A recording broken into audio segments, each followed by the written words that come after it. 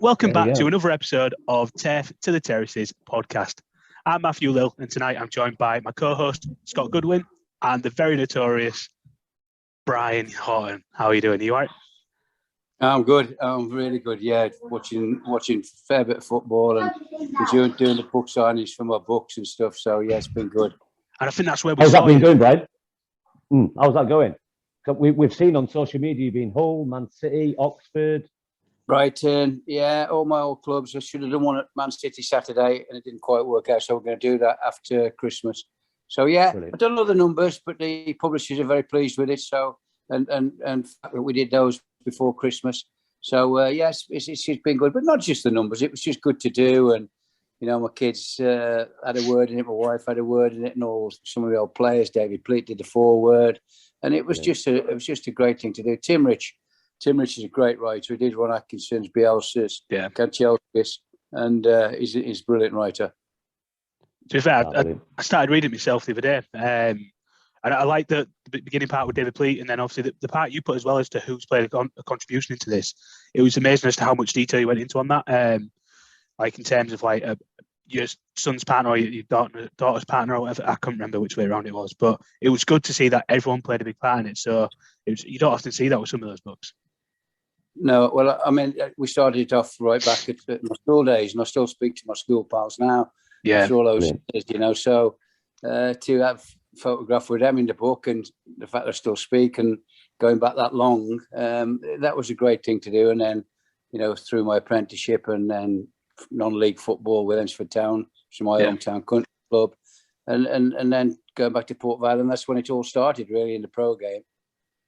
Yeah, well, in terms of the football career you've had, it's phenomenal. There's not many that have done more than you. I think it's just Graham Taylor and Alex Ferguson in terms of number of games within the game. Did you anticipate that when you started? No.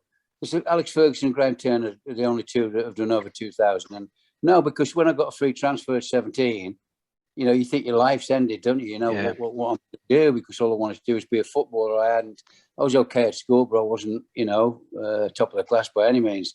But I was okay, but I didn't, you know, I just wanted to be a footballer. Then you're told at 17 that you're not going to make it. And particularly harsh when I played in the reserves most of that year, and some of the other apprentices hadn't reached that level. Yeah. I was really, really surprised that they'd done it and really hurt. And it was very hard to take. But I went to non-league with my own club, as I've just said, my hometown club. I went on the building, and, you know, those 4 years were fantastic. I loved the 4 years on the building. It made me bigger, stronger. I was very small when I was 17, and it made me grow up and be stronger mentally. And the four years from 17 to 21, I had a ball. It was brilliant. You know, that we were a good team. We won the last game I played for Ensford. We won the Staff Senior Cup, which included some of the league clubs around the Midlands in that. We beat Kidderminster Harriers in the final, and that was my last game for them. Brian, you know, at Ensford, what was the level of football? What type? You know, what was it? State level 3, level 4? That'd be like it'd be probably almost equivalent to the conference because you had the Southern League, and then you had the West Midland League, and then you had the Northern League. So it was all. It wasn't like a Premier at that side. I mean, Kidderminster, Tamworth, ourselves. We're probably the top three in that division. Then you had Stafford Rangers playing in another league, who were probably the best non-league side in the country at that time. And so it was a good standard. A lot of ex-pros played in that. A lot of ex-pros played in my team. The two managers I had, Dick Neal, he played in the league, and then he left, and Granville Paley came, and Granville had played for Walsall. So it's full of really, really experienced players. And as I say, from 17 to 21, it was tough. It was no easy ride. Every game was physical, and we were getting like crowds of 2,500, 3,000 sometimes. One big game, cup game, we've got 5,000, and it was a good standard. Wow. So obviously you went from there to Port Vale, is that right? I went from there to Port Vale. Yeah, Gordon Lee was the manager. Gordon was from Ensford, and people had told him about me. And that's how he came to watch me at that game where he put out that it cost him a pint of shandy. Yeah, seen that. Where from the Cross Keys pub. So if it had been a pint of shandy and you get 10%, I wouldn't have got much, would I? Really? Bloody hell, yeah. Jesus. Because obviously I played for Ensford there, Brian, 2001. And I've got to say, honestly, again, the support is brilliant down there. You know, they really look after you. You know, it's a massive family club. And like I said, I had 2 years there. It was brilliant. I absolutely loved it. So yeah, I mean, you're an Ensford lad as well, aren't you? Or are you from Cannock? Or is it Ensford? Yeah, between Ensford lad, yeah. Between Ensford and Cannock. Yeah. But yeah, like you said, the fantastic people down there. And like I said, I do go back now and again and try and watch them as much as I can. So yeah, I can understand. But like you said, from Ensford then to Port Vale, what was the standard like? Was it a massive leap, or was it quite hard to adjust? No, I found it. I got in the team almost immediately. So I was 21. I was playing wide left at that time, and just coming in from not just playing outside left, but joining in from there. And Gordon Lee was a great manager. I learned such a lot of him. But what we had at Port Vale, we had a team made up of non-league players, free transfer players because the club had no money, and the bond that we got together because of that was unbelievable. And there was no big time Charlies. There was nobody that come in like, say for 100 grand at that time. We were all exactly what we were. And nobody liked playing us, believe it. When I spoke to Dennis Bird today, I got on great with Dennis, and I played against him many times. And he used to hate coming to Port Vale because you knew we were going to be in for a battle all the time. I think he was playing for Lincoln then with Graham Taylor. And that's how we were. We were strong, we were physical, we were determined, and it was just a team full of top lads, like no big time Charles, I've said, or one or two, the superstars of the team. It was fantastic. So 71 to 76. Actually, Gordon left and went to Blackburn, Gordon Lee, and he always said he should have taken with me. If I got £1 for every time he told me that after I got, then he went to Newcastle, then he went to Everton. So Wow. My career could have changed dramatically had he taken me. But then Roy Sproson took over, God bless him. He passed away a few years back. But Roy made a record number of appearances for Port Vale, big centre-half, about 5 centre-half. And he became the manager for the latter part of my career at Port Vale. Brilliant. No, she was there, 4 years? 3-4 years? 71 to 76 I was there. Wow, that's a good stint then, yeah. A question I wanted to ask. Did you get booked? Right. Go on, Matt. Go on, sorry, just a question I wanted to ask. You touched on working within building and also playing for Ensford at the same time. How important do you think that played in terms of setting you up for your career, the building role? Well, it's ironic, really, because I let Dean Windass go when he was 17, when I was manager of Hull, because of certain things. And I said to Dino, it's almost exactly the same as me. He's very small, couldn't get round the pitch quick enough, had all the ability in the world. And I gave him a free when he was 17. But those are the words I said to him. I said, I got a free, Dino, when I was exactly the same age as you, and go prove me wrong. And he went to North Ferriby, he went on the building, and then he came back. It was almost replicated what I did going into non-league. And doing what he did, and look, he had a fantastic career in the end. It just shows you what can be done. So Dino had that mindset that he wanted to come back and prove me wrong, which is great, and I'm pleased he didn't. Obviously, I'll come across him on my second time round at Hull City, and I'd probably still give him the free transfer then as well. And did he say I told you so? Chat with that, yeah. Oh, he'd give me some stick. Don't worry about Dino, wouldn't he? As I've just said, I would have probably given another free if I could. Is that playing ability wise, or is that just good? Dino's Dino? Dino's Dino, isn't he? I mean, he's a good lad. And that the goal he got at Wembley that day. I mean, that was just so much put for him, didn't he? He'd come back in, had a great career, and he comes back to other scores, a winning goal. It's like a fairy tale for him, and there's no one more pleased than me. We still speak today, and we get on well. And so, it just shows you what happens in football, because that's the game. Yeah. 100%. Yes, it's brilliant. So, if you don't mind, we'd like to move on to what we're going to call the good, the bad, the ugly. So, if you could, Brian, tell us about, on your perception, whether it be starting out or the game now or the peak of your career, what is the good side of football for you? I had a good side for football. It was me. Like, I'm 73 in February, and I've been in football till about 2 years ago, from 15, because I include that events for town. So I've been in football all those years. I've been a very lucky boy, you know. And my son says that to me sometimes. My son Matthew, he plays football, and not quite good enough to be a pro, but he's a good footballer. And he said, "Oh, your dad, you're very lucky, weren't you?" And I said, "No, I wasn't lucky. I made it work. It wasn't luck. Yeah. You make those things work, you know.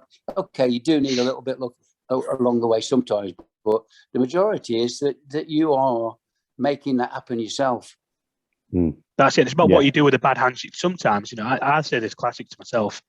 You don't choose the cards you dealt in life, only the way you play them. And sometimes you will be dealt a bad hand when you're going through your career, but it's about how you handle that. So you get your good luck, but you get your bad luck, but it's about how you react to your bad luck. Would that be a fair assessment? Yeah, it's how you react again, isn't it? I mean, I went from Port Vale to Brighton, and from the football side, that was a fantastic move for me. They were Division 3 at the time, and then, you know, people said, "Oh, it's not a football town," and stuff like that. So I went there in 1976, and 2 years later, just over 2 years later, we're in the top division, and they're telling me it's not a football town. And you know, so again, not prove yourself, but when you go to a new club, you want to show the fans and the players what a good player you are. And I was lucky enough to play with some top players, and again, meet up with a top manager, Alan Mullery, who played for England and World Cups and Fulham and Tottenham, and he was very similar. He was a hard taskmaster, really, really tough. I mean, he wouldn't. If we lost a game, he'd go absolutely throw things. He'd swear. He'd go berserk. And I was a little bit like that because I was a bad loser. But then, you know, I could handle that. Some players can't handle that, and they certainly. I don't think that goes on so much anyway now, does it? In football, in life. No. I still speak to him, you know, an awful lot now because I owe him such a lot because of what you learn off these people. Yeah. So, Brian, you know, we obviously went to Luton after that, and then obviously Hull City as a player coach. How tough was that going from obviously being a player with a mentality, but also having to have that little bit of discipline with your friends, I suppose, and your teammates? Yeah, it is tough. I mean, again, the 3 years I had at Luton Town with David Pleat were unbelievable. So we got promotion in the first year with the best side in the Coventry Championship by a mile. The second season we had to win at Man City, you know, where David ran on the pitch and kissed me on the cheek and said, "You can go where you want." No, I can't. My contract's up. Contract was up that day. That don't happen anymore, does it?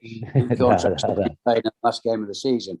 And I learned such a lot of him in terms of his technical knowledge and the way he wanted me to play, because he changed the way I played, my position, because I'd always been an attacking midfield player at Port Vale, Brighton, and he changed me into being the holding midfield player in front of the back four. And I loved it, and we were very successful at it. So I learned a lot off him. And so when I came to, so I signed another 2 years, and after one, I just felt it was time to be looking to break into management or coaching. And David and one or two other top people in the game recommended me to Don Robinson at Hull City, and obviously I came to Hull as player manager. What type of manager was you at Hull straight away? Obviously, you must have took a lot from David Pleat and stuff like that, or did you? Did you have a little bit from him and a little bit from the others, and did your own little blend? Yeah. Yeah, well, I changed the system straight away, so I went 4-3-3. So I still played in the holding midfield player. Gareth Roberts one side, Steve McLaren the other, Billy Askew, Billy White, Steve Massey to start with, and Frankie Bonn. And it was a good team. You know, Tony Norman, Pete Skipper, Stan McEwen, was Emily Hughes there? Gary Swan. It was a good team. Was Emily Hughes there? 83, 84. Was Emily Hughes there? 84, 85? No. That's how I came in 84. I think he might have been there the season before. And I believe he was one of the players, the people that recommended me to Don Robinson. Right. That's what I'm saying. I was, what was I then? 85. I'd have been 6 or 7. So obviously I was on the terraces then. And like I say, we had some side, really. You know what I mean? It was obviously back in the day, you know, it was a hustle and bustle type of way of playing. But what was your style? What would you say your style was? Well, playing 4-3-3, you've got to pass the ball through midfield, and that's what we did. Steve McLaren was good on the ball. Gareth Roberts was good on the ball. Billy Askew played wide left. So any one winger, and that was little Billy Askew, was fantastic on the ball. And but we always played with 2 strikers, or never, not one, or like they do today or whatever. There's always 2 out-and-out strikers in the 4-3-3 system, and we passed the ball. We mixed it up because we could. But we could hit Billy Whitehurst because he was magnificent in the air, and if that's what they wanted to do, then us as a midfield three would push up and support them. And then I bought Frankie Bunning from Luton again, who was good in the air, Frankie. So that was Frankie and Billy for a short while. I think anyway. I think they did play together. And then obviously Billy went to Newcastle for 232 grand, which is a lot of money. Yeah. How tough was Billy to manage? Billy was he was hard to manage because he was a bit like me. He wanted to win everything, you know, and he was tough. He was strong. And he would intimidate people with the way he was. And I've read so many people have said he's one of the toughest players ever for them to have played against. Obviously, he wanted to move on when that came in. 232 grand. They signed him for 2 grand from Mexborough. Yeah. So it was a hell of a signing. So I Chris Chilton had coached him, and we coached him, and he just had at that spell. He was one of the best centre forwards in the country, and obviously going to Newcastle, such a big club, never quite made it there. And then Oxford and a few other clubs on Reading, but he was good to have in your team. Put it that way. Yeah, definitely. And Shawsey mentioned him a bit yesterday, didn't he? In terms of the impact he had on his career. He went on loan there, didn't he? Yeah, I mean, I think Billy's more of I think his reputation of a hard man has kind of shadowed over how good a player actually was. Do you know what I mean? And it's unfair because, like you say, everyone that I know has said he was absolutely superb as a player. Really, really good. I can remember one goal, and it was against Derby County, and Arthur Cox was the manager. And Arthur Cox was the coach that gave me a free transfer when I was at Walsall. And I can remember this goal. It was the last kick of the game, and they were drawing, and they would have took a point at our place. And Billy Askew took a corner, left-footed. He drove it in, and Billy come in from like the edge of the box, and it's one of the best headers I've ever seen in my life. That was like almost last kick of the game, and we won the game and went up. But that's what he had. I mean, he was so strong, aerial. But he was. I think a lot of people missed the fact that he could play, Billy, because everybody put on this how tough he was now, strong. Yeah. He could have the ball up. He could bring people in. He was a good footballer with it, Billy. Yeah. What was who was the characters then at Hull City back then? Say that again. Who was the big characters in the dressing room at Hull City in '85? Well, your spell at Hull City. Gareth Roberts was a good captain, and they all respected Gareth. I mean, Gareth was about 5'5", 5'4". Billy was about 6'4". So you can imagine them pair. They were best pals, and he respected him. Steve McLaren was a pal of Billy's. Pete Skipper, great centre half, very similar to Billy in terms of being a centre half, strong character, magnificent in the air. Stan McCune was a character in there. Tony Norman, because a lot of goalkeepers are characters. Tony was one of the quieter ones, but what a good goalkeeper! I took him to Huddersfield when I went there. So mainly that was the big strong characters, really. Yeah, brilliant. Fair enough. So that's touched on the good side of the game for yourself. You know, it's been a pleasure for yourself to have so many memories in the game, being able to be involved with the game for as long as you have, the amount of people you've met. What's the bad side? Bad side. It's always a tough one for everybody, this one. It is a hard one. I don't like some of the things that the agents do. Yeah. I think that should have been, and I was talking to somebody in football about this the other day. I think that should have been regulated a lot better. They're talking they can get, 20 million out of a deal and stuff like that. It's just, when you got football league teams struggling to exist, and agents are taking that kind of money. So that's what I didn't have to deal with many agents, so I probably just missed it. Right at the end, Man City, and I just feel like I had to deal with agents, but it wasn't the money that it is now. I would have certainly liked that to have been capped somehow, so they could only, make a living. Fine, players want agents and they want advice, but that's about it, really. It's greed in it, really. I think it's a big, massive culture of greed. Do they really care about the player? I don't think they do, to be honest. Nah, no, definitely not. Brian, does any deal stand out in your memory? Any deal that's made you go, oh, why have you done that? In terms of what an agent's done? With agents? Yeah. Not really, because, as I said, there wasn't the money involved. I mean, if I thought the money was too much, or the agent wanted too much, I'd pull a deal. If it wasn't right for the football club, and I was allowed, Don Robinson allowed me to do most of the transfers at Hull City. Of course, he'd have a say on the figures and whatever. Yeah. And same at Oxford with Kevin Maxwell. Fantastic chairman, said nearly 5 years with Don, nearly 5 years with Kevin Maxwell, nearly 5 years at Port Vale, and not one of those three chairmen ever got involved in picking a team, picking a player. But they would have a little say in finances. Of course they would, because they were the owners of the football club.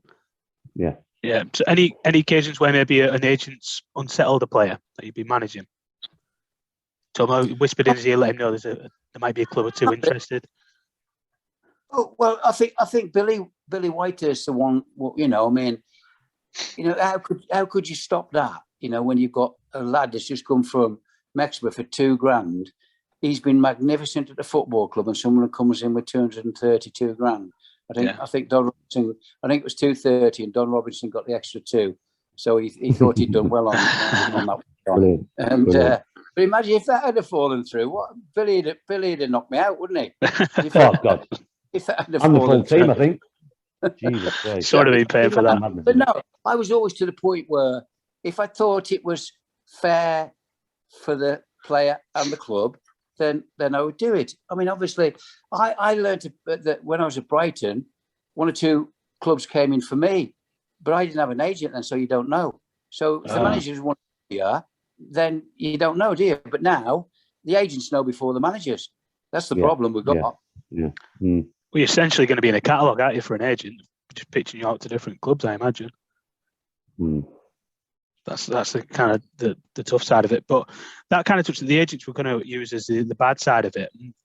If you struggle with the bad bit, you're probably going to struggle more with the ugly side. To try and prompt you a little bit, maybe something that as you was leaving the game, you thought, oh, I'm glad I'm not going to see that again.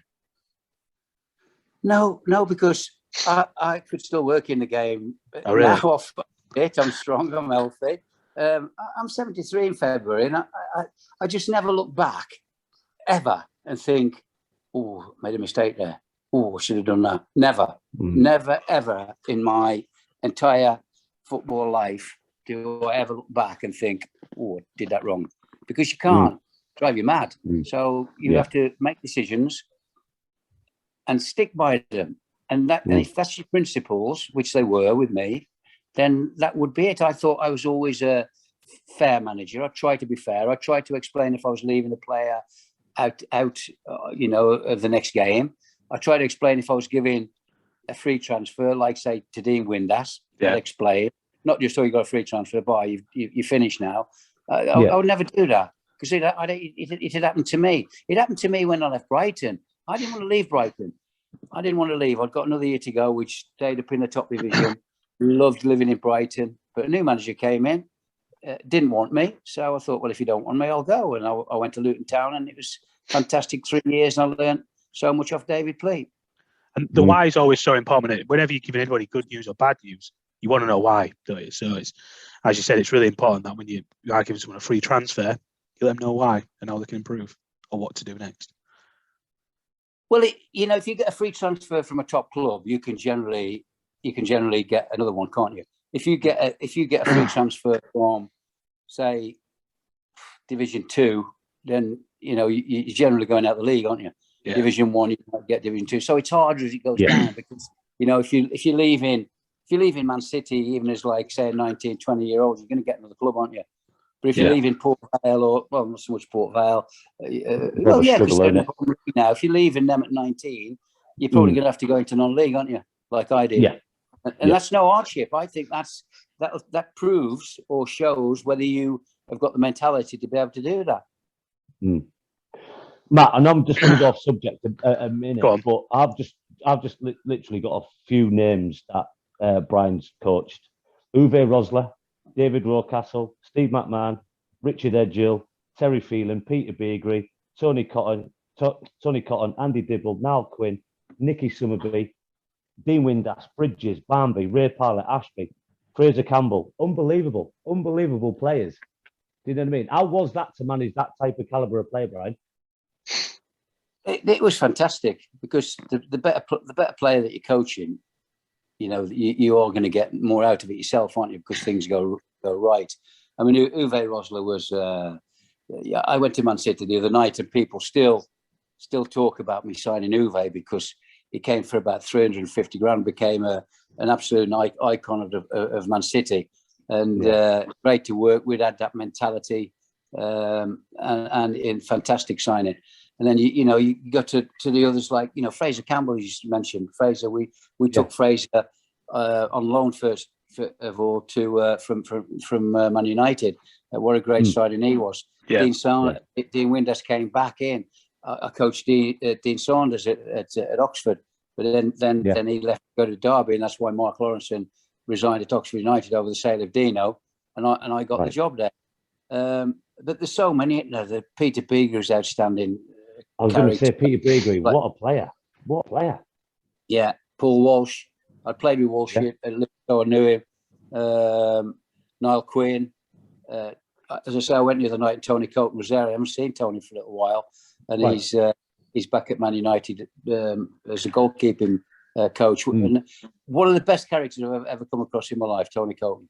Absolute fantastic mentality. And he could have, when the back pass rule changed and everything, a lot of goalkeepers struggle with that because they weren't used to playing out from the back, if you like. But Tony Colton was as good as I've seen. And Edison, the City goalkeeper who played the other night, he's one of the best I've ever seen in the world. And I'm telling you now, Tony Colton wasn't far behind him. He was fantastic on the ball, Tony. Could ping it anywhere, left foot, bang. Some good names there. Brian, talk to me about Nicky Summerby. The reason why I'm asking, my first reserve team game at Coventry, we played Man City. I think it was about 4 or 5 minutes in, elbowed me, smashed my nose, broke it in 2 places, and basically just said, "Welcome to the game, son." Oh, that's not like Nicky. That's what, honestly, he absolutely smashed me. Unbelievable. Well,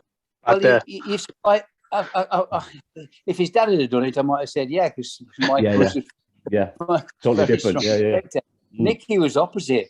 I'd seen Nicky when I was manager of Oxford United. I'd seen Nicky come through the youth ranks, reserve ranks, break into the team at Swindon, and then that's why I wanted him, because I'd seen him come through the ranks and he could play right wing, he could play right wing back, which I didn't do at that level. I brought him to play right wing back, and it was Niall Quinn said that he's one of the best crossers he ever played with. Now that is some statement for Quinny, the players that he's played with, to say Nicky was one of the best crossers of the ball. Biggs is a good crosser of the ball. I must mention there Gary Fliccroft, probably one of the best midfield players I ever coached. Brilliant. Yeah, good player. Obviously, we touched on this on the phone call a couple of weeks ago, I think, Brian. AD Mike. Now, I was at Ensford with AD, and all he kept going on was Brian Horton this, Brian Horton that. I was brilliant. I was having a bit of banter.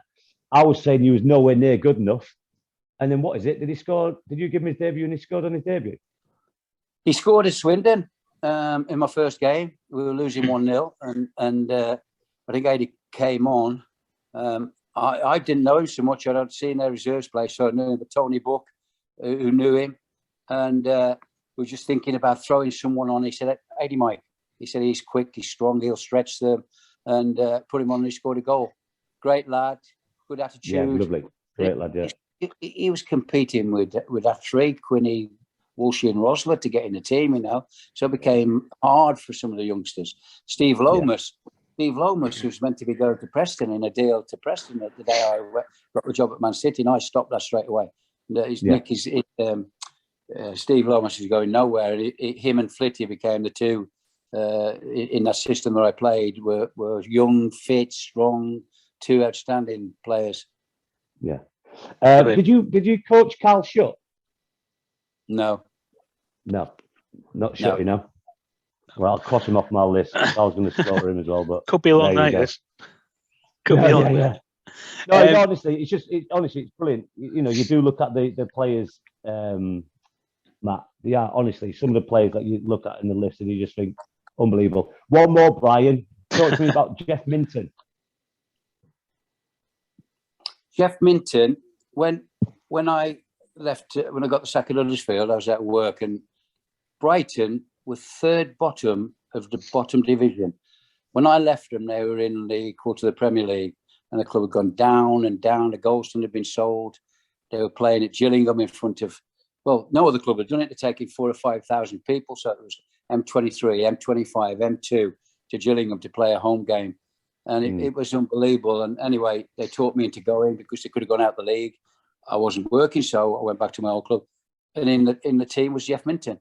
And so we stayed up, and I went, they taught me to stay, and I said to the chairman, Dick Knight, if I'm staying, I'm going to get 18 players out and 18 in. He said, 18 out, 18 in? I said, yeah. I said, the whole team, the whole club is just on a losing mentality. The reserves are second bottom, the youth team at bottom was second bottom. The whole club was an absolute disaster. So that's what I did, 18 out, 18 in. And Jeff was one that stayed, and he was a good footballer, Jeff. He should have played at a much higher standard. Outstanding talent, outstanding. I took him to Port Vale eventually. When I went to Port Vale, I took him there with me. But he should have done better. He was a very, very good footballer.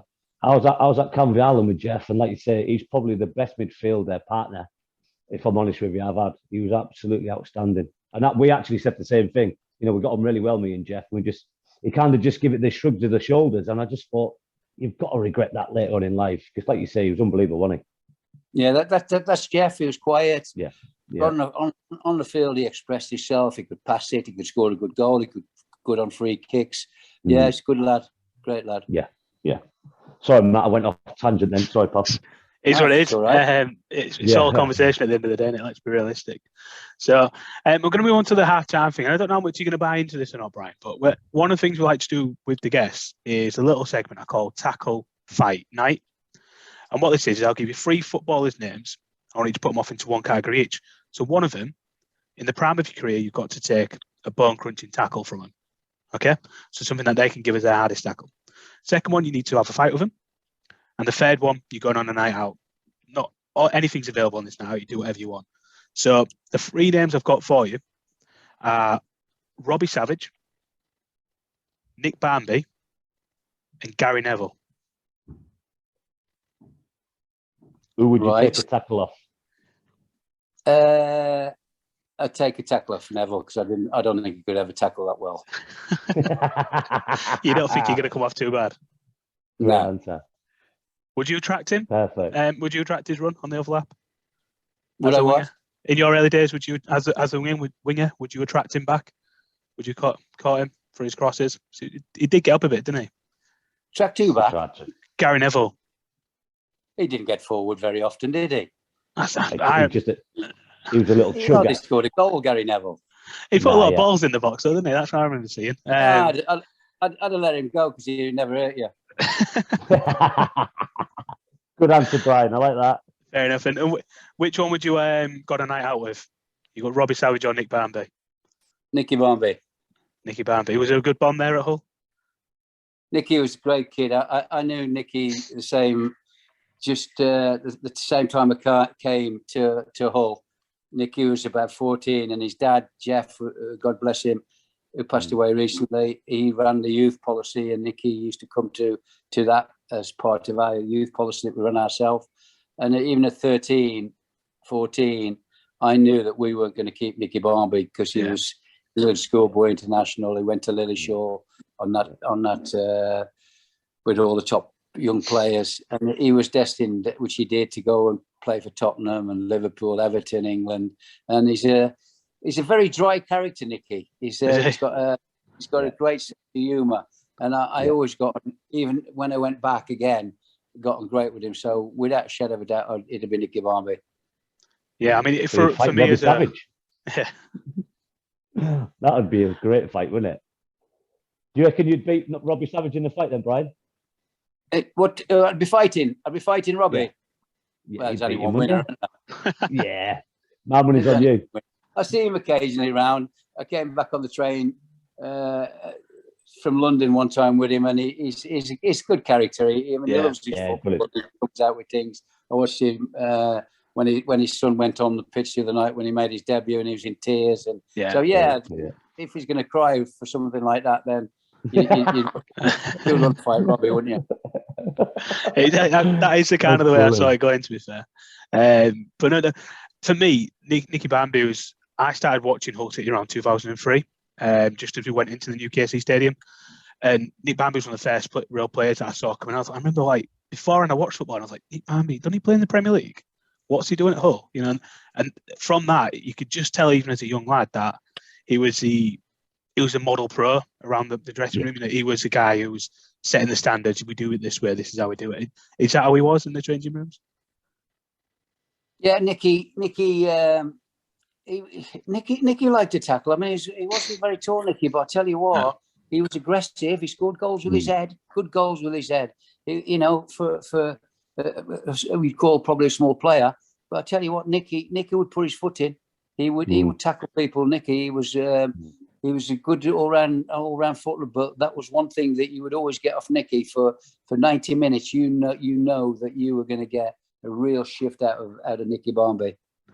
Yeah. So staying within the Hull trend, me and Scott are both Hull fans. I'm doing this from my dad's house at the moment. My dad's a Hull fan. He's asked me to ask. Apparently used to sit in the stand sometimes at the Hull games. Was it to get a different perception of the game? He was wondering why he did that. Oh, not very often. I must have just seen the once and thought he does it all the time. No, I do it at a reserve game because that had nothing to do with me, but I can't ever remember in any of my career sitting in the stand to watch a game. I was too vocal. I was too immersed in the game. I don't know about that. Well, I remember this one then. Unless I was banned. I think going forward, I'll ask suspended. Yeah, I think going forward, I'll ask my dad for any more questions. That's a point taken. No. Scott, keep me on the leash for them ones, mate. You say you've got a couple. No, you say you've got a couple, Scott. Do you want to do them now? Yeah, throw a couple out now. Yeah. So obviously, Brian, we ask people on social media just to obviously throw your questions at. One question is, did you have to change your approach and style of management in each club you managed, or did you keep the same pattern and style? No, I always try to keep the same style because, as I said about Port Vale, because what we were a hard-working team. Alan Mullery brought top players, Mark Lawrence and Peter Ward had just come in, Teddy Maybank and Peter O'Sullivan was there. Good team. And we never, ever went out to be defensive in any game, not one game. So he was always very, very attacking. I went to Luton and he's probably even more attacking. David would never, ever put a team out for a draw. Never. Yeah. So I took that into my managerial thing. So when I came to us, I explained before, went 4-3-3. When I went to Oxford, always played with an attacking team. And when I went to Man City, I made it even more aware that I was going to play with an attacking team because a takeover was always going to be on. Peter Swales took me there, but then Francis Lee came in. And this is why I still live in Manchester. I go to all the games. They look after me. Unbelievable, my family. And the fans still come out with games. Tottenham 5-2. We beat Blackburn away 3-2 when they won the title. Everton 4-0, West Ham 4-0. And I set my stall out, and I've virtually played, which I've almost said to you early on. It was virtually 4-2-4. It was that attacking, and the fans loved it. And I thought, well, if I'm going to get the sack from Man City, I'm going to go out with a bang. I'm going to go out with playing some really, really attractive football. And that's why those two, Steve Lomas and Gary Fliccroft, were so important in that team because they had legs, they had, well, ability first and foremost, but he had the legs to be able to do that. So Nicky Summerby was the right winger who would track back. Nicky would come back, as you know him, and because he played wing, so he could do that. Peter Beagley on the left-hand side was a bit like David Moss, who I played at Luton, didn't want to come back. They were out-and-out wingers. They didn't want to come back. They didn't want to give him the ball and they'll win you the game. So I was always setting up my stall to play that way when I could, you know. Brilliant. So, another question, toughest player to manage? That's a hard one. It's a few, is he? Got Tough player to manage. Everybody would say I'd say Billy Whitehurst then, wouldn't they? But I wouldn't say that. Billy trained hard, worked hard. I don't think I had many that were like that. You know that. You think that came down to your approach? Pardon? Do you think that came down to your approach, Brian? Maybe, because I always, when I was captain, I always wanted to be one of the lads, obviously, and I was always the leader. Arranging things. And when I was with a manager, if they were having a golf day or they're going out somewhere, I'd like to join in. You know, I always thought that as a manager, you're still part of that team. Of course, there's got to be a level where it stopped and you couldn't go out boozing with all the time. But if they were having social things, and if I was organising social things, then I wanted to be part of them. You know, it's not you and us. David Moss was very good as my number 2 because Mossy could do the same. He could mix with players and almost say, "Oh, you know, if I'd thrown a wobbly, ignore him and you know, let's go and do something." So, but no, I had some good players to manage with at every club, really. Brilliant. Another one coming in. Favourite ground.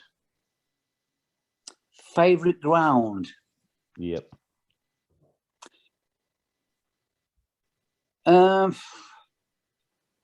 Well, I've got to say the clubs I played at, because Port Vale was one of the biggest pitches in the country at that time when I was playing there, and it's a fabulous ground. The Goldstone, on it. One game, I'll tell you about one game we played. This is Alan Muller. This is what Alan Muller's management was like. And at half time, it's pouring down with rain Tuesday night in Hove, and we're drawing 0-0. A couple of things, and he went back out.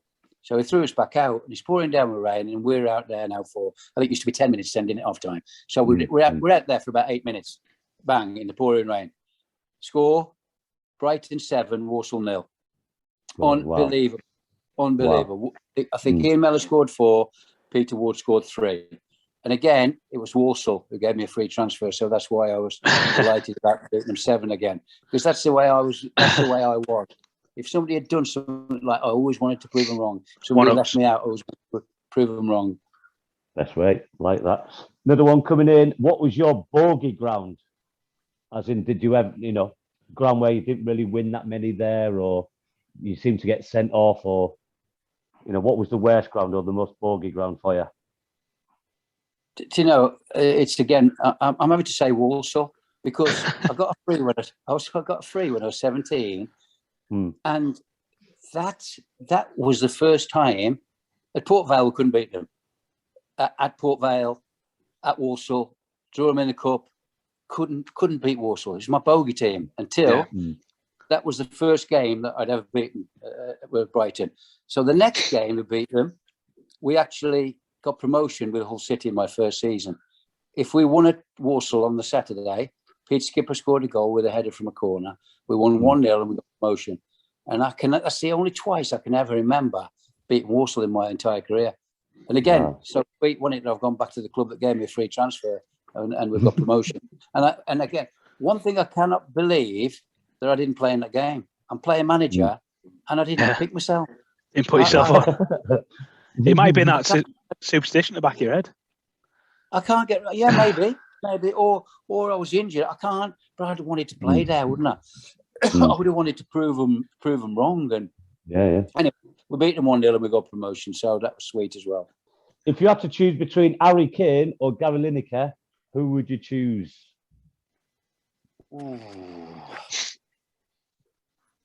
I think I would go Gary Lineker. I knew you was going to say that. And how do you separate the two? Very difficult. I love Harry Kane. Yeah. And, you know, there was a lot of talk about him coming to Man City, wasn't there? And he's a top player, and I reckon he's a top person. But obviously, Gary Lineker, he was in that Blackburn team when we beat them 3-2 in one of my, I think it was my second last game for Man City just before I got the sack, in 3-2 at Ewood Park. But he was a good player, great player. He's only gone on up and up as well, hasn't he? In terms of what he's doing for Match of the Day, BT Sport and stuff like that. He knows what he's on about, doesn't he? He's great at what he does on the pitch off it. I don't listen to him more, but I listen to him. Yeah. Obviously, this is a very favourite to everybody. Ronaldo or Messi? What did you say? I missed the first bit. Ronaldo or Messi? Messi. Ooh. It's always a tough one, isn't it? I think there's a really good argument on both sides of the coin, isn't there? There is. They're very, very hard to choose. I mean, Ronaldo's still doing well, now, and you can't take away his record. But Messi just scored wonder goals, didn't he? His magical left foot, and that's my opinion. It's very, very close. It's very hard to choose. He's a playmaker, isn't he? He's a playmaker that scores goals. If you to dumb it down, that's kind of how you put it down, don't you? Whereas Ronaldo is a goal scorer. Yeah. Exactly. Who's your sporting icon outside of football? Say that again. Who's your sporting icon outside of football? The one sporting icon was Seve Ballesteros. I just love the way he played golf. I'm a very keen golfer and love my golf. And Seve was, to me, one of the best. Well, I would say probably one of the best golfers ever. And the way he was, and when they won the Ryder Cup and all that business. And I would say Seve. If you had to take 3 players in the trenches with you, who would it be? From each club or across the board? Yeah, across the board. 3 players you have to take to the trenches with. Who would it be? Billy, it's got to be one of them, hasn't it? Yeah, well, Billy or Pete Skipper, very close between them two. You'd have Skip with you all the time. Steve Foster. Fozzie was a big, strong centre half I played with and signed. And I would take Tony Cope with me because Tony is this really, really strong character, and mindset was fantastic. So that's the 3 I would take. Brilliant. The famous Phil Brown team talk. Was it off the cuff? Was it planned? Did you have anything to say about it? How did it happen? Totally off the cuff, because I used to, if you remember, sit up the stand first half with the earpieces in, down to Phil about, tactical, what they'd done and what they hadn't done, or had to change something that we didn't know. And so I'd be on the earpiece, and we're 4-0 down at Man City, my old club, and he just said to me, "I'm going to keep him on the pitch, 4-0 down." And I went, "What?" And he said, "I'm going to keep him on the pitch." And he said, "What do you think?" And straight away he said, "Brian, quickly, what do you think?" And I said, "Listen, Phil, if you want to do that, do it.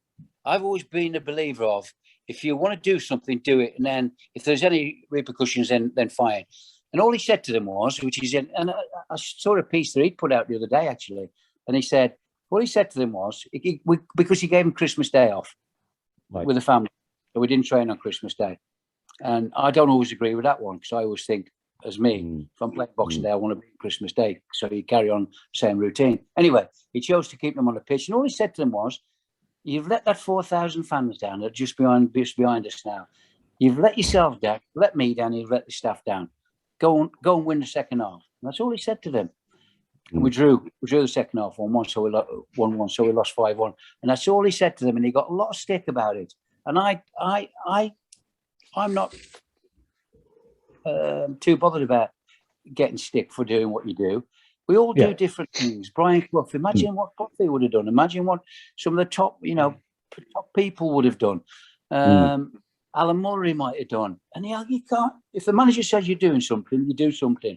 That like he kicked us out against Walsall. We were out in the pouring rain for 8 minutes. Did we get the stick for that? No, because we won 7-0.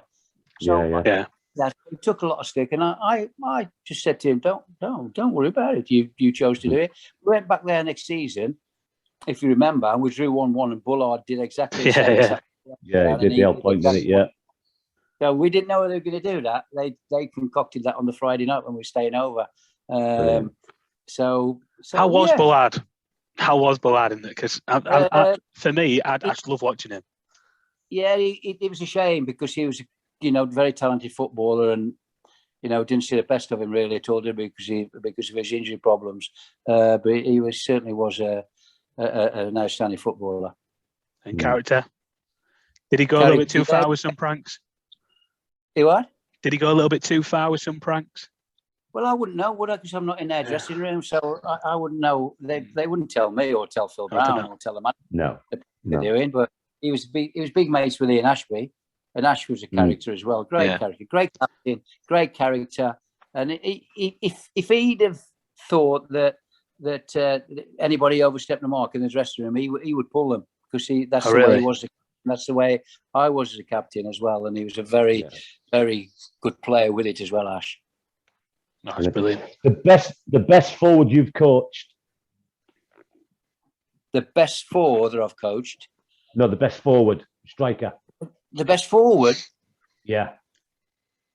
I've got to say, they always say about my best signing, and I've got to say Uwe Rosler, because it was 350 grand, it was next to out, and nobody knew him. I didn't know him. It just, by chance, an agent rang me and said, what you're looking for? I wanted a striker. Noel Quinn had done his cruise shirt.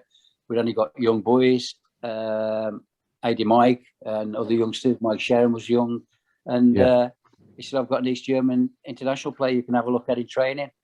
Looked at him in training for 2 days, played in a reserve game, took him off at half time because he was that good, played him in the team at QPR on the Saturday, and then we signed him permanently. And he was a great character and great lad. The lads loved him as well because of his attitude and his quality. Yeah. The fans certainly took to him, became one of the heroes for Man City. Yeah. Brilliant. Oh. I've got the last question.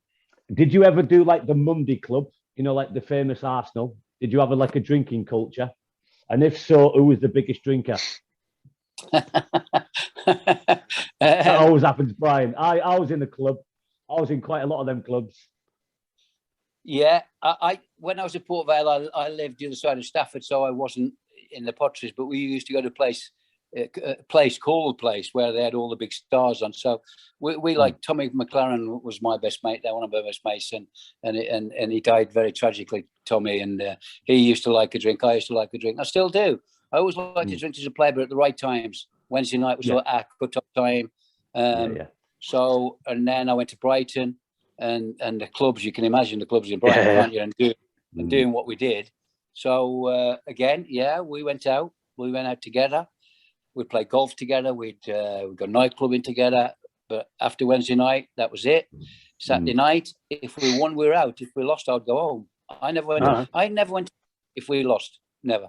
Couldn't. Right. I didn't want to go. Didn't feel like you deserved it, or anything, or. Pardon? Is that what say you didn't feel like you'd earned it or deserved it, or just not in the mood? Well, I think because we used to go out to places in Hove and Brighton, and we're getting 30,000 people watching us play at the Goldstone at the end in the last 2 seasons. And I was to the point where, do I want to be going out and drinking in front of those fans when we've just lost a game? They paid all the money to watch us play today, and I'm out celebrating, drinking. No chance. I went I was the same. Very rare. Well, I probably did it once or twice, but I was a very bad loser myself. I just went to hard away, and I couldn't wait back for Monday. You know what I mean? Monday training was massive then if you get beat. Yeah. So I totally agree with there, Brian. Yeah. Yeah, so again, Wednesday night, we'd play golf together. We'd go for a meal. We'd probably go to a club in Brighton or in Hove on Wednesday night, and that was it. Bang, done. So Thursday, straight and hard. Friday, do your work, do your teamwork and stuff like that, but with no alcohol. Yeah. Brilliant. So it's move on to the second half now, and the second half is going to be the highlights and lowlights of your career. Now, the career you've had, it's going to be impossible to just pick one. So I'm just going to ask if you can just give us a couple of your highlights, the moments that have really stood out for you. And if you want to, if there isn't any lowlights, let's just stay on the highlights and talk about, your top 5 highlights of your career. Well, the highlights, obviously, are promotion. So I got promotion in my first year at Brighton. Got promotion in my first year at Luton. Got promotion in my first year at Hull. So that's not a bad hat-trick to start with, is it, really? That's unbelievable, isn't it, really? That was the other promotions. The biggest highlight for me at Brighton was we got promotion my first year from the third to the second. We missed out on goal difference. Tottenham and Southampton went up, and we missed out on goal difference. So there you think, that's my last chance of going in playing in the big time. Yeah. And then we had to go to Newcastle on the last Saturday of the following season. And if we win at Newcastle, we're up. And I scored the first goal with a header from a corner. We won 3-1. We took 10,000 fans up there. We went back on the train called the Seagull Special. So on the train all the way from Newcastle to Brighton, absolutely blitzed. 10,000 fans. And we went out again. 10,000 fans. We took 10,000 fans up, and then that's incredible. As I say, they run this train in my latter periods at Brighton called the Seagull Special. So the fans used to go up on the Saturday morning. We'd always go on obviously on the team coach or train to the away hotel and then played the game, but we'd always come back on the Seagull Special. So you can imagine what it was like after we just got promotion to the top division. Oh my God, it was carnage. You went out for a drink that night, yeah? We went clubbing, and the following day we went to the owner of Brighton now, Tony Bloom, who's a billionaire. His granddad had a hotel in Hove, and we all went round Brighton and Hove on the open top bus. We had lunch at his hotel, went round to Golston, where the Golston was pretty full, and we celebrated on the Sunday and on the Monday and the Tuesday and the Wednesday and the Thursday. It's a long week. Brian, can you just tell me, obviously when Hull City got promoted, talk me through the week prior. How was it? In my promotion one? No, when Dino scored the winner as assistant. Yeah. How was that week, the prep? Pretty normal. We tried to keep it as low key as we could. And then we travelled to the Grove on Friday morning because we stayed at the Grove when we played Watford in the semi-final to go to Wembley. So we tried to replicate it as much as we did. And I used to do quite a lot of that stuff with Phil Huff, where we stay in, where we train and stuff like that. And on the first time, we trained at Arsenal, stayed at the Grove, and so it all worked out well. The next time for the final, we tried to get in the Grove again, and they said no because England are in England, and they won't allow any other team in. So me and Uffy went to the right people at the FA, who got in touch with Capello and explained what a big game it was and what we'd done to try and replicate what we were doing, and he let us in. He said, "Yeah, fine, yeah, as long as you stay, in that half of the hotel, the England squad of that got that part of the hotel. We couldn't train at Arsenal because they'd got it, so they just done a little pitch at the Grove. So we actually trained on that on the Saturday morning. Oh wow! So that's quite different. We used to have it was great really, because you wouldn't do it if you were struggling, but because we were doing so well, the Friday night before the final, we wouldn't get drunk or anything, but we'd have a nice few beers, nice meal. The chairman would come, the owner would come, all the staff, not just one or two staff, all the staff together. Lovely meal, glass of wine, and that would be it. And then when we got on the coach on Saturday morning, Phil said to him, "What do you think today then, Nobby? What do you think we're going to do?" I said, "There's no way that we will get beat today. We will win. I have no fears." And I didn't. Sometimes you get, and if you played the game, you get butterflies. Or what about if we lose? And all the fans are coming down. But at Wembley, all our fans were in the sunshine. If you see that game, all our fans were in the sunshine, and they were in the shade. Yeah, and it was all like meant to be, wasn't it? Yeah, it was all meant to be. I can remember, I got the train about 8 o'clock in the morning. I was in Covent Garden by 9:30. I was probably tipsy by 11:30. It was just a sea of black and amber. Honestly, it was absolutely unbelievable. And everyone was obviously before the game. Honestly, it was probably the best day of my life. You couldn't top that. You really couldn't top it. I've been an old fan all my life, blah, blah, blah. But I just want to ask you, so was the tempo a lot quicker in that week, prior to the game? Because usually when you play like a local derby, I tend to see players just give that little bit extra in training. Was that the case there, or was there a lot of, who was nervous? I I didn't see. I mean, you got people. Ash was experienced. Brown who's experienced. Michael Turner experienced.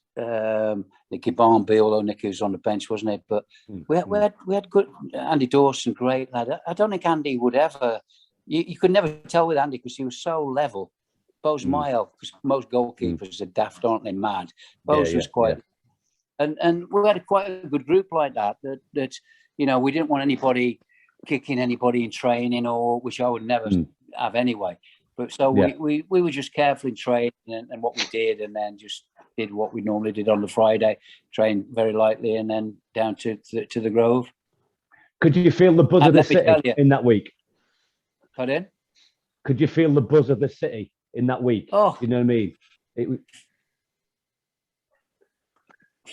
From the Watford game, because they scored early, didn't they? In the second leg, because we thought we're done, and then they scored early. Darius Henderson, was it? Pardon? Darius Henderson, I think it was. I'm not sure. I'm not sure. But Nicky scored right in half time, didn't he? Calm the nerves, and then we even Doyley came and scored, didn't he? So we had a fantastic group. You know, Doyley was good sub, and Caleb Folan. It was just a good team. We just, you know, Bob Shaw had done great in the recruitment, and you know, because Bill, myself, Bob Shaw, Steve Parkin, Mark Prudo, Sean Rush, the physio. I still speak to the physio nearly every week now, Simon. Right. And it was just a fantastic, not just the players. We had a great team off the pitch, Barry the Kitman, and it was just, we just had a great setup. You know, it was it meant to be. It really was meant to be. So that was another promotion in my first year again, wasn't it? I was going to say, unbelievable. Yeah. So what was it like afterwards then? How big was the party? You know, who, you know, what did what? You know, was Dino obviously a mess for 3 days? You know, what was the stories of, you know, afterwards? Well, we went back to the Grove. The owners and chairman had decided that we're going back, and I know, as I said, I never even thought about losing. So, but what about if we had it done? What would it have been like? Because they put a great big outside space in, and it was like a beach, and it was like, so we were outside partying. It was a beautiful evening. It was shining on us that day, wasn't it? So some of the lads never went to bed. I mean, we stayed up very, very late, but some of the lads never went to bed. And then, you know, you remember the round Hull and in the city, what would you call it? The City Hall, wasn't it? Yeah. I mean, Dino got up on the wall, didn't he? Do you remember? Yeah, he did. Yeah. Stood up on in front of him, and he's half drunk. I mean, well, not half drunk. He was drunk. He was fully drunk. Yeah. What are you doing? And it was just fantastic times. I was pleased. You know, I've got a lot of affinity for Hull because my children, Matthew and Lucy, they were born in Beverley. So that's another part that the club and the place is a great big piece of my football life in my heart. You know. Yeah. I always put a big part. I don't want to play Phil Brown or anything, but I remember when you came in, it all just seemed to have changed. I'm sure the first game you came in was, I don't know if it was Bolton or Plymouth away, and we won 4-0. And I didn't know if it was just Brian Horton's going, he's just gone all attacking, and that's what he was known for. He just wanted to play attacking football. And it seems to be a bit of our catalyst not scoring goals. So I always put a lot of it down to you, Brian. I will tell Brownie that. That'll cheer him up. Oh, God, yeah. He won't accept that, will he? I'll tell him that. No, definitely not accept that. Jesus. You know what happened, and I've always said this. So I always said it to my staff, and I know managers that I work for had it with their staff. And I always said it to my staff: if you've got something to say it. Don't leave it till after the game. And think, I should have said that or I've done that. And so Phil was very, very open like that. We had rows, we had arguments. If he wanted Brian Horton or Steve Parkin in, there's no chance. Or Bob Shaw, the Chiefs guy. There's no way that anybody's going to go, yes, full, yes, 3 back full, Phil, because any one of us 3 would do that. And it was all for the good. So we used to throw it open, we'd chew the fat, and then it was down to him. If he said, we said, right, shall we play Nicky or so and so, and we'd all throw our hat in, and he'd say, no, I'm playing Nicky. Then fine. that's what you do, you know, and that's what I think good management is. And Phil was very, very open in that respect, and he was a fantastic coach. And we was very much that first season in the Premier League for us. There was some unbelievable memories. Now, for us as fans, you've only got to look at the likes of the Arsenal away, the Tottenham away. That for us is just euphoric. We won't be able to live their moments again. You know, to say that we didn't think we should have been there, because, well, maybe not think we should have been there, but, you know, we're such a small club in comparison to the rest of the league. We thought, how are we getting these results? What was that moment like for you? You know, that you just, between you just got that result. Well, I mean, obviously Giovanni played a massive part in that, didn't he? Because he come and scored the wonder goals at Arsenal and Tottenham. And we just seen that Gio had got a free transfer from Man City. So I said to Phil, Giovanni, Man City. And he went, we'll make a few calls then. So I made a few calls to people I know at Man City, and he came back. What a great lad he was. Very, very much into religion. Didn't drink at all. He actually lived about 5 miles from me, so I used to travel in with him sometimes. Oh, really? He had a driver, and I'd travel in with him. And he was fantastic person. But he had that ability. And the first time we saw it, we went on a pre-season trip to Belgium, and we played a game in Belgium, and he scored a wonder goal like that. We all went, wow, gosh, okay. Saves a few of them. And then, obviously, we rock up at Arsenal and beat them, and we rock up at Tottenham and beat them, and it was just dreamland, wasn't it? I always say with that free kick at Tottenham, you literally couldn't pick the ball up and put it any more in the corner. And for the distance out it was, I don't think I'll ever see a better free kick. And honestly, the guys give us some mad memories. Yeah. I don't think I'll ever see a better goalkeeping display in my life as Bose Mile at Tottenham that night. He was Bale played in that game, and he was unbelievable. Gio scored a wonder goal, but man of the match would be Bose Mile by miles. But we were we'd beaten Fulham at home, weren't we? Yeah, which was the first ever game, and Gio scored, and then Fulham as well. So and then we got the trip to China because we had a certain position in the league at that time. So that was another fantastic trip we went on, and the whole place was buzzing. The new stadium, the whole fans, who I have great respect for. It was just a wonderful time to be back there. I thoroughly enjoyed it. I enjoyed every minute. It almost makes you not want to go into the lowlights. Should we stay on this trend? Quite liking this. We'll stay on this because this has been good. So what's the one moment where, if you could go back, you could live that again? What would it be?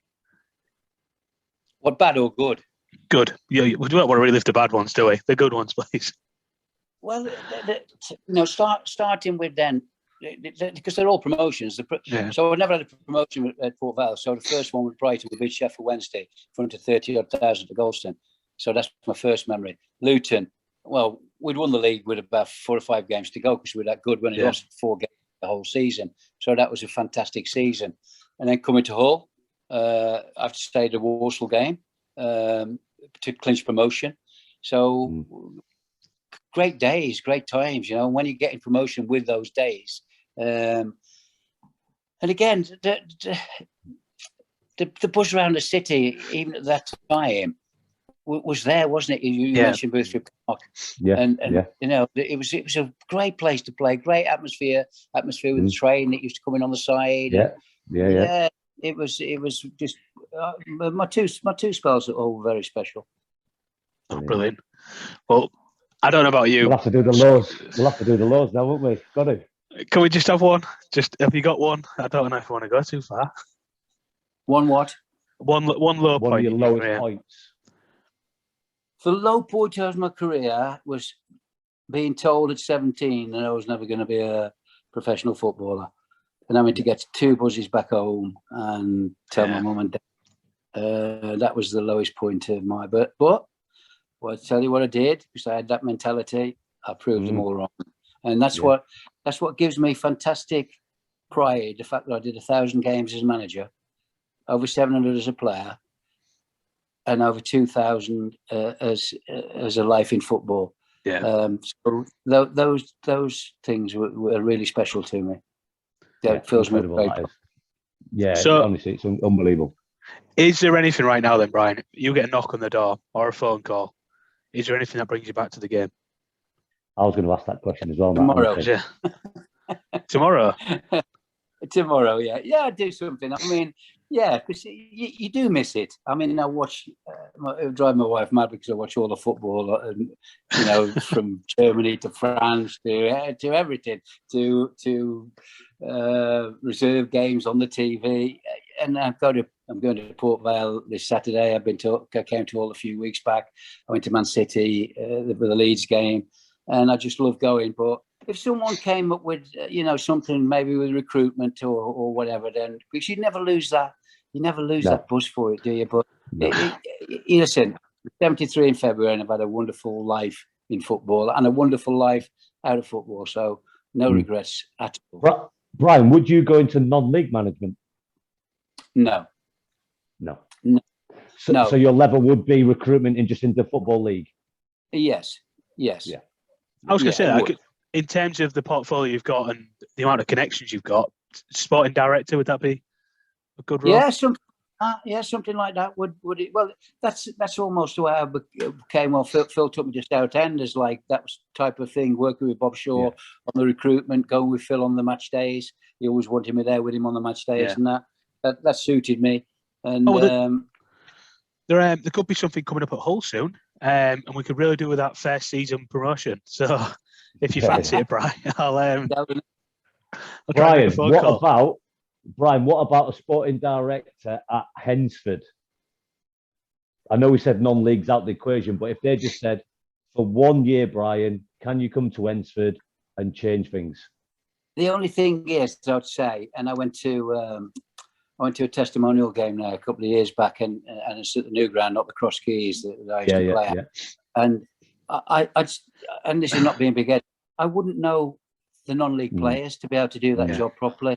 One of my best pals, he's works with Stockport County, and I know a little bit about them because, well, two of my best mates are Stockport County fans. So I know a little bit more about that, but I wouldn't know Sparking, obviously, Wrexham. I know a little bit about the National League, but I wouldn't know enough players to be able to do that job properly, Whereas the Football League, I still study every paper on a Sunday and a Monday, Yeah, brilliant. But for me, it's been an incredible time having you on, Brian. I've really enjoyed it. Is there anything you want to say? Maybe give a shout out to your book again. I'm only part way through it, to be fair. Yeah, well, you can go to Amazon and Waterstones. So yeah, it's apparently doing well because obviously stopped when the pandemic kicked in, but it's picked up, and with my book signings, promoting it again, it's doing very well apparently. So yeah, people tell me it's a good read, and I've thoroughly enjoyed doing it. Brilliant. Brilliant, Brian. It's been a pleasure. Been superb, mate. Yeah. Thanks a lot.